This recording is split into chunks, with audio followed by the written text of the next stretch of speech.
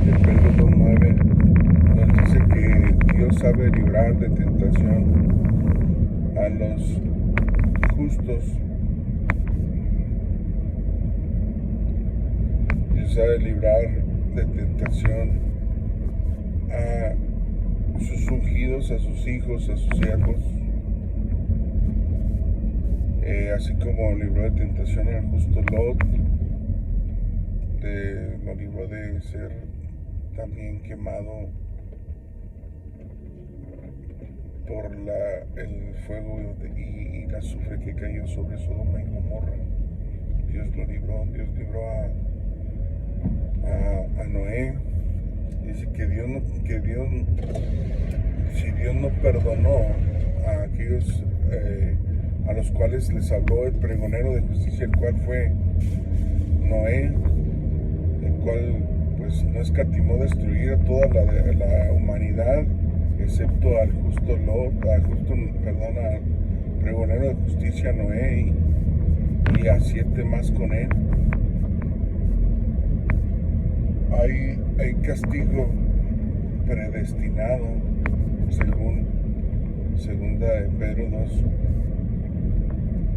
para aquellos que maestros encubiertos, falsos maestros, así como hubo falsos profetas, también habrá falsos maestros, los cuales introducirán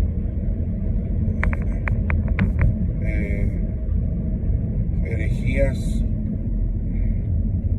encubiertas, introducirán enseñanzas encubiertas, de lo cual también ya tienen un precio prefijado según el capítulo 2, verso 1 en adelante, que esos maestros lo que hacen,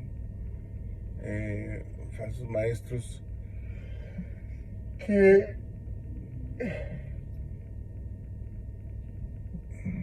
iban a enseñar esas herejías encubiertas,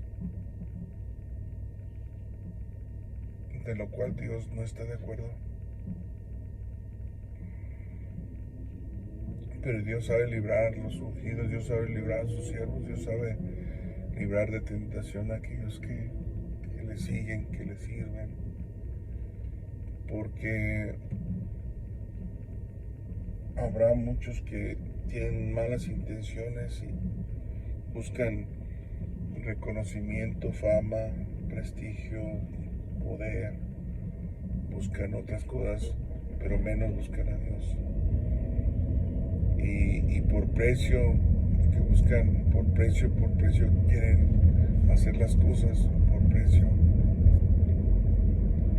Y por precio las están haciendo, o sea, es por precio las están haciendo las cosas por precio, es decir, ellos tienen una ganancia económica fuerte, y pues están haciendo y lo siguen haciendo y se lo dejan a sus hijos y luego los hijos a sus hijos, como si fuera una empresa, como si fuera un negocio. Sí. Entonces pues habla de esos falsos maestros que entran encubiertamente. Los falsos maestros introducen engaño, mentira, y eso daña hasta cierto punto, de tal manera que la gente pues empieza a creer en cosas que no son, que no es la intención de la palabra de Dios, que no es la intención de la Biblia, que por ejemplo, le voy a poner un ejemplo: el purgatorio. Purgatorio no existe en la Biblia, no existe, pero hay maestros que dicen que sí, que lo aseguran y lo afirman y forzan textos para decir que sí existe, pero no. En realidad, si tú lees la palabra de Dios, en ninguna parte de la Biblia dice purgatorio, en ninguna parte. O sea, hay tantas cosas, por ejemplo, como los maestros enseñan que la Virgen María, hubo una asunción de la Virgen María, cuando la Biblia no dice eso. El único que descendió, dice la Biblia, el único que descendió del cielo es el Hijo del Hombre que está en el cielo. No hay otro. No, ¿quién es aquel que descendió del cielo o que subió al cielo? Pues Jesucristo es el único.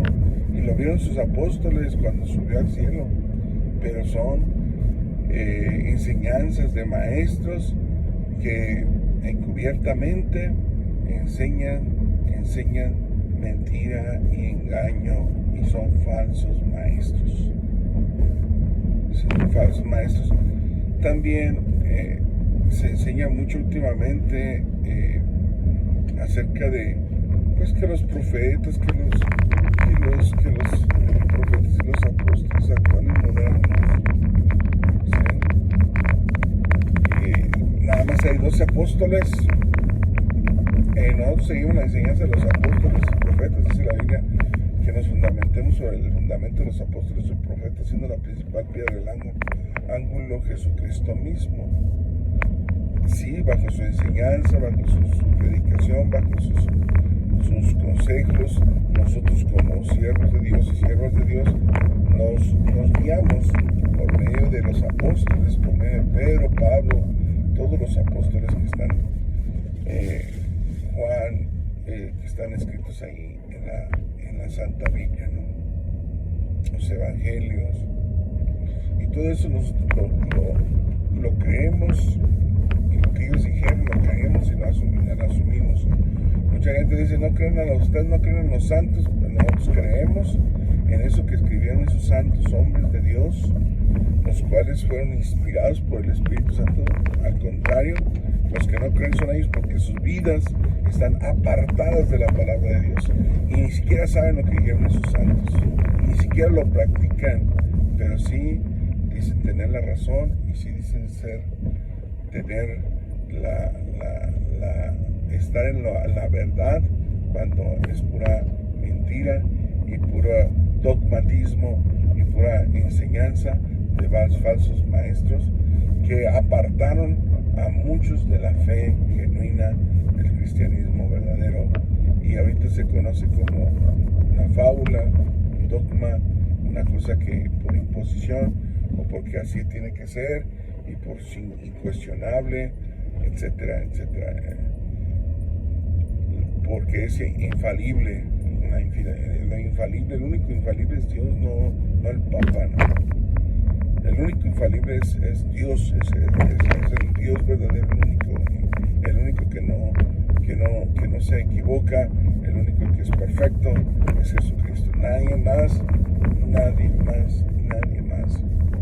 Por eso no hay infalibilidad de ninguna religión ni nada de eso. Al contrario, es cuestionable todas esas mentiras, todos esos engaños, toda esa falsa información que se ha dado, y a todas se aferran y quieren forzar los textos dando explicaciones que ni siquiera ellos mismos las entienden, que ni siquiera concuerdan con nada, no tienen nada que ver con lo que están diciendo, pero ahí la gente que quiere ser engañada, porque la gente me gusta estar donde les permiten hacer todo, tomar, fumar, adulterar, fornicar, etcétera, etcétera, etcétera. Y si eres de familia acomodada, te vas al Vaticano y te casan con otra mujer que no es tu mujer, como lo hizo Fox. Entonces, en realidad, ¿de qué estamos hablando? ¿Estamos hablando de cristianismo o de liberalismo?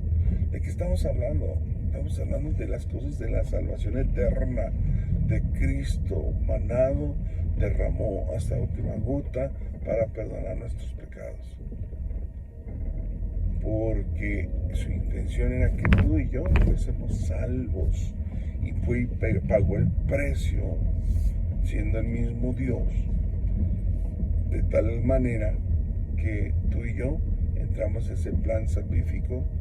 Pero nada tiene que ver con poderes, nada tiene que ver con fama, nada tiene que ver con la silla papal, nada tiene que ver con el centro de sede católica en Roma, cuando el cristianismo no nació en Roma. En realidad Jesús predicó en Israel, en Entonces hay muchas contrariedades, contradicciones, y donde se llamó por primera vez cristianos es una iglesia de Antioquía, así es de que nada que ver lo que dice